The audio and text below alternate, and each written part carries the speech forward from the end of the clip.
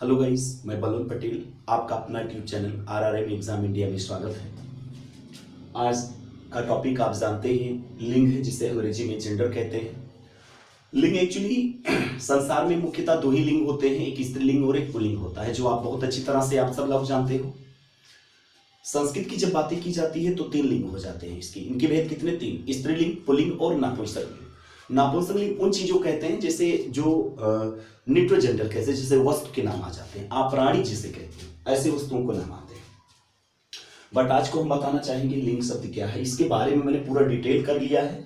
इसका हमें 2 video shoot करना पड़ेगा। पहला जो मेरा पार्ट है, इसके ग्रामेटिकल रूप मैंने बता दिया है, ये बताने का प्रयास करूंगा। और जो सेकेंड होगा वो वस्तुओं की या अपराणिक चीजों के, ऐसे जो खाने पीने या जो संसार में विद्यमान है, उनमें लिंग में कौन सा, चाहे नेचुरल हो चाहे कृत्रिम हो, उसमें कौन सा स्त्रीलिंग है कौन सा पुल्लिंग है, ये सेकेंड पार्ट में हम चर्चा करेंगे। आज के पार्ट में इतना ही जो ग्रामर से मैंने उतारा है इसमें। तो गाइस एक बार फिर आ जाओ। लिंग शब्द वैसे संस्कृत भाषा का शब्द है, जिसका आशय होता है चिन्ह या निशान। संसार में जब सृष्टि हुई तो उसमें 3 ही लोग का उद्गम या विकास हुआ। पहला प्राणी, उसके बाद आपके वस्तु और स्थान। इन्हीं के संसार में सभी सृष्टियों के नामों को, यानी जितने विद्यमान हैं सभी वस्तुएं, व्यक्तियों के नामों को क्या कहा गया? संज्ञा नाम दिया गया। जब संज्ञा की खोज हो जाती है तो ये पता लगाया जाता है संज्ञा की 3 कोटियां जो संज्ञा को क्वालिफाई करती है, आई मीन नाउन को क्वालिफाई करती है। कौन कौन सी हो सकती हैं? तो गाइस इसमें जैसा कि आप जानते हैं, लिंग वचन कारक, लिंग वचन कारक, number gender case, number gender case या जेंडर नंबर केस, आपके 3 आते हैं जो नाउन को क्वालिफाई करता है। संज्ञा है तो ये पता लगाया जाए स्त्रीलिंग है या पुल्लिंग है, एक वचन है या बहुवचन है, या कारक चिन्हों का प्रयोग कौन सी की गई है। क्योंकि कारक का आशय क्रिया होता है, और क्रिया है तो क्रिया का आशय काम है, और काम है तो कोई इंसान या कोई वस्तु या कोई व्यक्ति जरूर करेगा, और जो करेगा वही कर्ता होता है। जिसके की जाती है वो कर्म होता है, जिसके द्वारा की जाती है वही कर्म होता है। तो क्रिया का फल कारक, कारक को क्रिया कहा जाता है। बट यहां पर मैंने लिंग बताया है, जिसे ही अंग्रेजी में जेंडर कहते हैं। हिंदी में लिंग क्या होता है? यह संस्कृत भाषा का शब्द है, जिसका आशय होता है, जिसका अर्थ होता है चिन्ह या निशान। क्या होता है गाइस? चिन्ह या निशान। लिंग शब्द यह संस्कृत का भाषा का शब्द है, जिसका हिंदी में इसका तात्पर्य या आशय क्या होता है? चिन्ह या निशान होता है। संसार में अगर कोई वस्तु, कोई व्यक्ति या कोई प्राणी हो, चाहे लिविंग हो चाहे नॉन लिविंग हो, तो उसे चाहे यूज या प्रयोग के करते समय उससे स्त्रीलिंग में बनाया जाए या वो ऐसे प्रयोग किया जाए, तो कुछ ऐसे जानवर हैं, कुछ ऐसे कीट पतंग हैं, इंसेक्ट्स हैं, जिनमें हम लिंग का निर्धारण नहीं कर पाते हैं, तो उनके पहले नर और मादा लगाते हैं। और कुछ चीजों में हम देखते हुए बता देते हैं नर है या मादा है। तो ये सब चीज चर्चा होगी। तो हिंदी में इसके कितने भेद होते हैं गाइस? 2 भेद होते हैं। पहला स्त्रीलिंग और पुल्लिंग होता है। स्त्रीलिंग जिसे फेमिन जेंडर कहते हो, और पुल्लिंग किसे मास्कुलिन जेंडर कहते हो। एक बार फिर आपको बताना चाहेंगे, यह संस्कृत भाषा का शब्द है लिंग शब्द। इसका आशय या तात्पर्य चिन्ह या निशान होता है। हिंदी में 2 भेद होते हैं, स्त्रीलिंग और पुल्लिंग होते हैं। स्त्रीलिंग किसे कहते हैं? जहां स्त्री या मादा जाति का बोध होगा उसे क्या कहते हो? स्त्रीलिंग। और जहां पुरुष या नर जाति का बोध होगा उसे पुल्लिंग कहते हो। जैसे स्त्रीलिंग में लता, हड्डी, कलम, लड़की, नदी, ये सब स्त्रीलिंग में प्रयोग किए जाते हैं। बट पुल्लिंग में लड़का, घोड़ा, कपड़ा, ये सब इत्यादि किसमें, वस्त्र, ये सब किसमें होता है? ये पुल्लिंग शब्द में होता है। तो गाइस ये नॉर्मल था जिसे मैंने बताया, स्त्रीलिंग और पुल्लिंग। पूछा गया एग्जाम में लिंग शब्द संस्कृत की किस भाषा का शब्द है, तो आप बताएंगे संस्कृत भाषा। क्योंकि हिंदी का जब पूछेगा किस भाषा का शब्द है, तो आपके दिमाग में चलना चाहिए कि हिंदी का विकास या आदि जननी संस्कृत मानी जाती है। तो हिंदी में संस्कृत हो सकता, बट हिंदी शब्द किस भाषा का शब्द पूछेगा तब आप बताओगे फारसी शब्द। क्योंकि हिंदू सिंधु से हिंद हुआ है, और सिंधु से हिंदी, और सिंधी से फिर आपका क्या हो गया है? हिंदी हो गया है। क्योंकि फारसी में सा को हा पढ़ा जाता है, तो सॉरी धा को हा पढ़ा जाता है, इसलिए सिंधु को हिंदू कहा गया। तो जब एग्जाम में पूछा जाए हिंदी की आदि जननी, तो संस्कृत बताओगे। बट अगर ये पूछे हिंदी किस भाषा का शब्द है, तो आप क्या बताओगे? फारसी गाइस। ये क्वेश्चन दोनों अच्छे हैं। और हिंदी का जन्म पूछेगा तो आप क्या बताओगे? अपभ्रंश बताओगे। क्या बताओगे? अपभ्रंश बताओगे। गाइस हिंदी एक्चुअली, मेरा संदेश आपके बीच में यह है कि हिंदी एक बहुत अच्छे सुचारू ढंग से आपके दिमाग आप तक मुझे पहुंचाने का प्रयास पूरा रहता है। और आप नए हैं मेरे चैनल पे तो सब्सक्राइब कर लीजिए, और कमेंट करके जरूर बताइए, लाइक करके। और जो है कमेंट करने के लिए इसलिए बोलते हैं, और आप नोटिफिकेशन इसका ऑन कर लीजिएगा, क्योंकि वीडियो अब आपको अल्टरनेट मिलता ही रहेगा। 2-3 दिन हम थोड़ा अव्यवस्था में थे और थोड़ा अस्वस्थ फील कर रहे थे, इसलिए मैंने वीडियो नहीं डाला था। अब आज से वीडियो पड़ेगा, रोजाना 2-4 वीडियो। तो आप इसके लिए आप नोटिफिकेशन ऑन कर लीजिए, ताकि मोबाइल पे आपके सबसे पहले पहुंचे। और कमेंट करके जरूर बताइएगा कैसा वीडियो आपको लगा। मुझे उम्मीद है आपको अच्छा लगेगा, क्योंकि एग्जाम में यहीं से आपके उठ के सीधे हूबहू आ जाएंगे। तो गाइस, ये तो नॉर्मल बातें थी जो मैंने बताई एक सामान्य स्थिति लिंग के संदर्भ में। बट यहाँ पर एग्जाम पैटर्न में क्या पूछे जाते हैं, जो मैंने यहाँ पर छापा है ये चीजें। जैसे महत्वपूर्ण बिंदु, मैंने क्या बोला है गाइस, महत्वपूर्ण बिंदु। अब महत्वपूर्ण बिंदु यानी इंपॉर्टेंट फैक्ट। अब इसमें पहला पॉइंट मैंने लिया। पहला पॉइंट में ये कहा गया है कि जिन शब्दों के अंत में, गाइस क्या है, जिन शब्दों के अंत में त्रा, त्रा मतलब जानते हो ये संयुक्त व्यंजन कहते हैं, त्रा या फिर जा, त्रा या जा आए, तो वह प्राय कौन सा होता है, पुल्लिंग शब्द में प्रयोग होता है।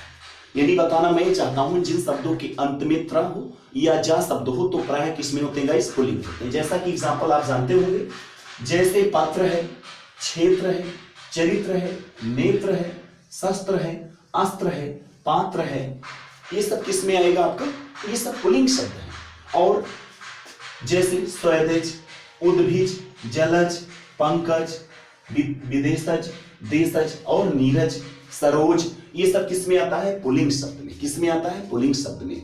तो गाइस आप समझ गए होंगे, जिन शब्दों के अंत में त्रा हो या जा हो, जिन शब्दों के अंत में आई मीन प्रत्यय के रूप में जा हो या त्रा हो, तो ऐसे शब्द प्राय क्या होते हैं, पुल्लिंग होते हैं। जैसा कि एग्जांपल आपको मैंने बता ही दिया है, ये सब चीजें आप देख लेना। अभी आप स्क्रीनशॉट ले लेना, पहले आप पढ़ लीजिए अच्छे से।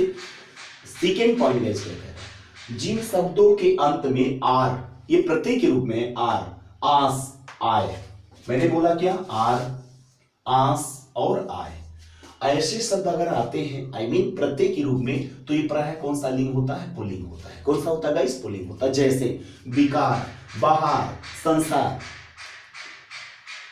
विकार, बहार और संसार, उल्लास, विकास, अध्याय, समुदाय, ये सब चीजें क्या है गाइस, ये सब पुल्लिंग शब्द कहे जाते हैं। क्या कहे जाते हैं, पुल्लिंग। जिन शब्दों के अंत में आर हो, आस हो, आय हो तो पुल्लिंग होते हैं, और जिन शब्दों के अंत में त्रा हो या जा हो तो वो भी पुल्लिंग ही होते हैं। क्या होते हैं, पुल्लिंग होते हैं।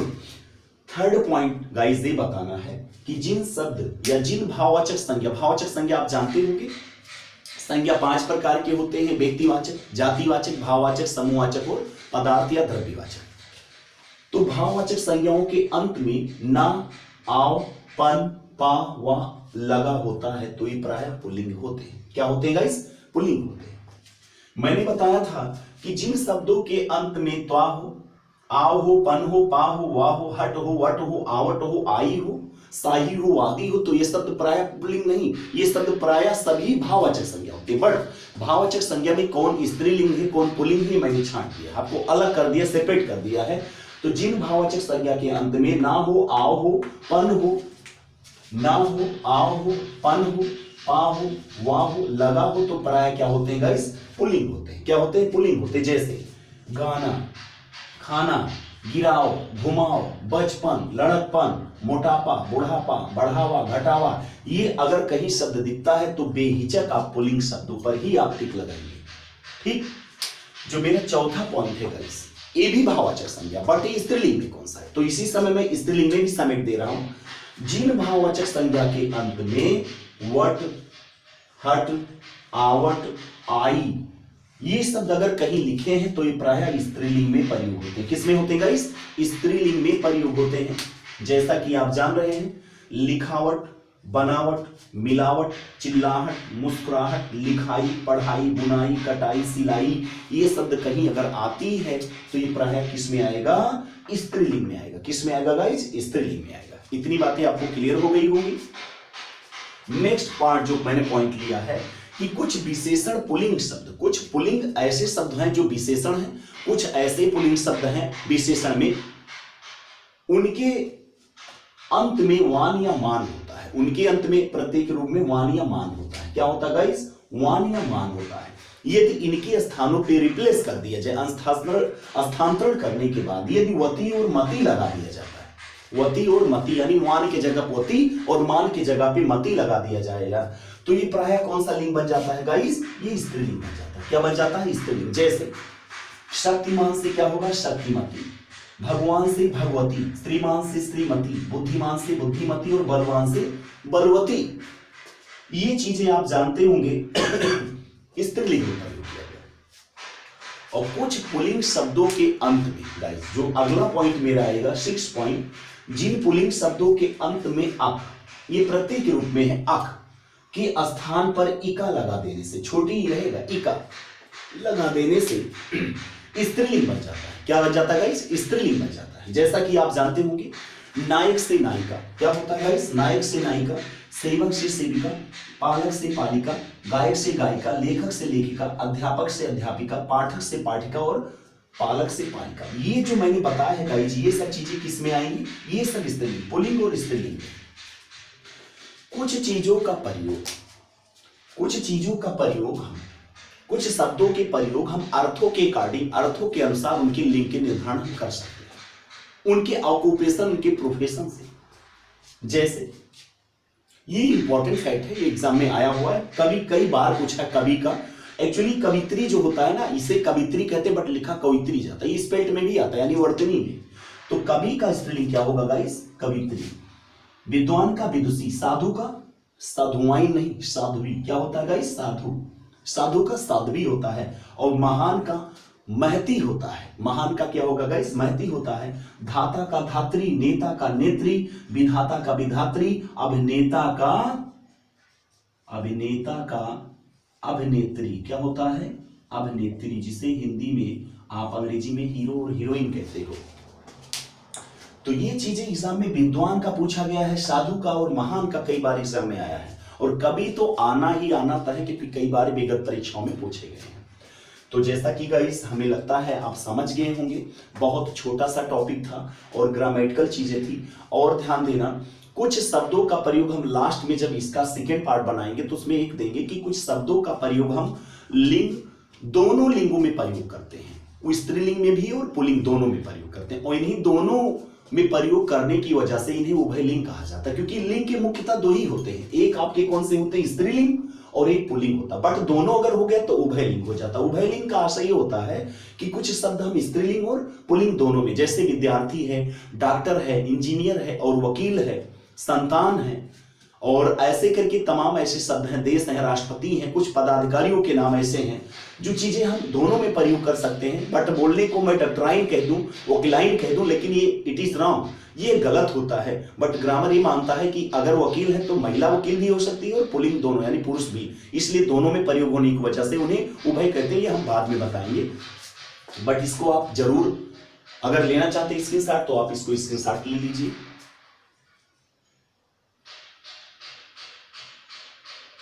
चलिए गाइस, तो मैं ही बताना चाहता हूं कि जिस तरह मैंने बताया है, अगर आप अच्छे से इसे नोट्स बना लोगे, अगर अच्छी से तैयारी करोगे तो एग्जाम में यहां से आएगा। और जो मैं सेकेंड पार्ट डालूंगा, कुछ अपराणिक चीजें हैं, जैसे मसालों के नाम, ग्रहों के नाम, धातुओं के नाम, खाने पीने वालों के नाम, शरीर के अंगों के नाम, ये सेकेंड पार्ट में लाऊंगा गाइस।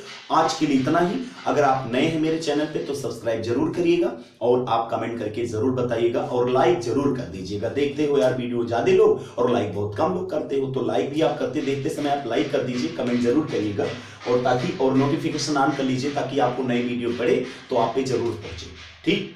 और इसे शेयर करना ना भूलिए। तो आज के लिए इतना ही गाइस, धन्यवाद।